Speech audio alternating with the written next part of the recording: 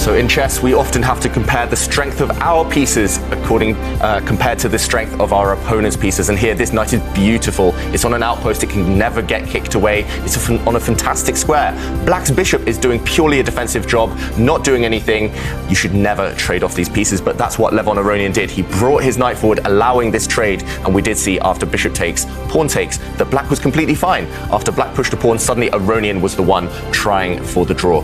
It was a draw in the end, but if he hadn't gone for this trade, if he'd kept these two pieces on the board, if he played the same idea but in the different order, then he would have won this game. If he just retreated his rook first, attacking this pawn, suddenly black is in big trouble. Black has to defend the pawn like he did in the game, but now you see the beauty of this knight is that it can travel on light squares and dark squares. It can simply just retreat, winning this pawn next, and then maybe even winning another pawn afterwards. Black's bishop cannot compete with this knight. Also, the white rook here can never be captured, because if you ever take it, then these two white pawns will make a queen. So this would have left black absolutely paralyzed, and Levon Aronian would have won the game as well. And I just want to show the end position, because this is where things were decided. Right now, white has the advantage. White actually has 3 pawns for a bishop, and white is creating all sorts of threats, especially against this undefended black rook right now.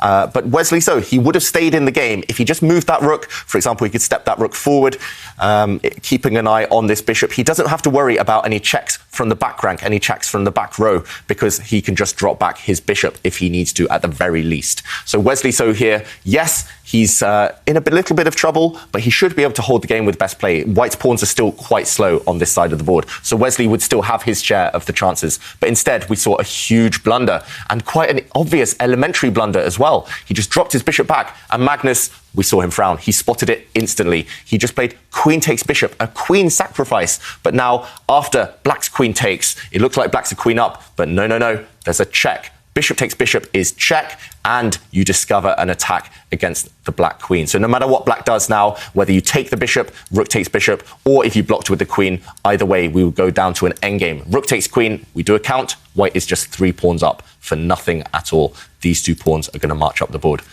Magnus Carlsen spotting his opportunity and taking the lead in their match. He just made a move that was completely unnecessary. We said here that Magnus's plan was just to sit and wait and hope that he had a fortress, hope that Wesley cannot break through, cannot crack the black position. Here, Magnus, all he needs to do is sit and wait. You can use your king, just step back, and just next move, just step forward, just wait and hope that white cannot do anything. And I don't think white can, actually. I did not trust the computer saying that white is winning here. I think black is safe. But instead, Magnus allowing white to break through easily. He pushed his pawn.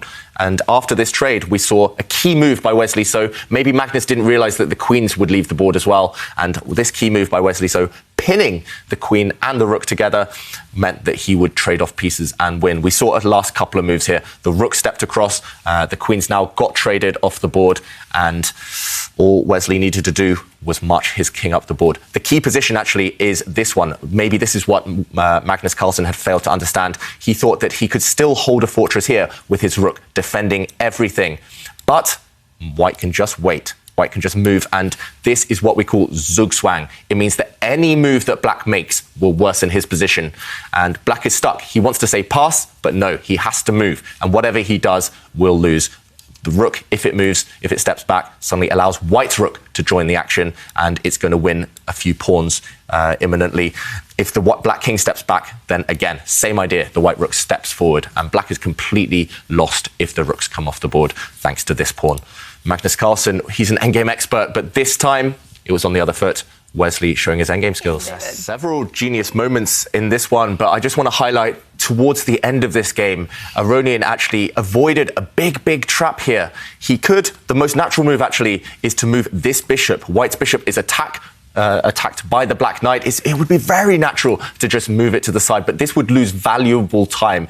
Every move in an endgame counts, and this would allow black's pawn to start running down the board, and suddenly there would be some chances, at least, for black to hold the game. Instead, Aronian, he decided that, nope, I don't need that bishop. I'm ahead in the race. I'm going to let you take it, but I'm going to deflect away your knight. Your knight's going to lose time. So he just took this pawn, allowing knight takes bishop. But if this had happened, white's king would just take black's dangerous pawn, and this pawn is running through to the end of the board. This one would actually be completely hopeless. No matter where the knight jumps, it cannot stop this pawn. For example, if it jumps towards the center, the white pawn stepping forward, even this would be winning for Lev on Aronian, because after a knight check, the king stepping to the side, knight takes pawn. It looks like, okay, king and 2 pawns versus king and 2 pawns. It's a draw. But what can black do? He cannot stop the white king marching towards this pawn and just gobbling it up. Simply, the white king would outflank the black king, outmaneuver it, the black king having to give way. White would just take this pawn. Later, it would come across and take this pawn, and this would be game over, 2 pawns for nothing. Aronian working all of this out in advance, looking super deeply into the position and forcing Erigazi to resign. Yeah, so actually, several critical moments in this one, but we did see in this position, Jan-Krzysztof Duda played maybe the most natural move. He just played king takes knight. He recaptured a piece, and after this check, we saw the rooks come off and then a trade, and things got complicated again. But apparently, this move was the key. Instead of taking immediately, giving a check with the queen first, forcing the king back so that the white later cannot bring the rook to the side of the board. We saw that might be an idea as well. And actually, black's king, after it takes the knight, is much safer than white's king. White's king a target, and after check, now swapping the rooks would have given black a winning advantage. Same position, but he would have kept an extra pawn compared to the game.